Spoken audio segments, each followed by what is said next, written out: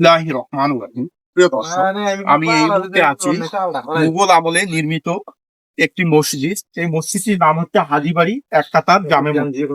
এই মসজিদের 3টি গম্বুজ রয়েছে। এই গম্বুজে এক কাতারে 12 থেকে 14 জন লোক নামাজ আদায় করতে পারে। এ কারণেই এটি এক কাতার মসজিদ নামে পরিচিত। এটি অত্যন্ত পুরনো একটি মসজিদ। এই মসজিদটি আনুমানিক প্রায় 500 থেকে আরো বেশি, অর্থাৎ 500 বছরের পুরনো এই মসজিদটি। এই মসজিদটি চুন এবং সুকি দিয়ে নির্মাণ করা হয়েছে। মসজিদটির কারুকাজ এবং এর নির্মাণ শৈলী দেখলেই বোঝা যায় এটি কত পুরনো এবং একটি দৃষ্টিনন্দন মসজিদ ছিল। এই মসজিদটি নতুনভাবে সংস্কার করা হচ্ছে। এই দেখুন, এদিকে কিছু নিদর্শন রয়েছে, পুরনো নিদর্শন। এটাকে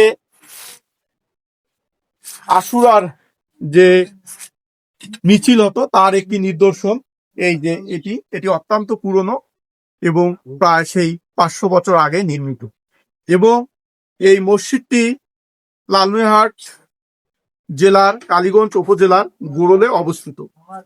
এখানে এক কাতার জামে মসজিদ বললে এই মসজিদটি সবাই চেনে কিংবা এক নামে জানে।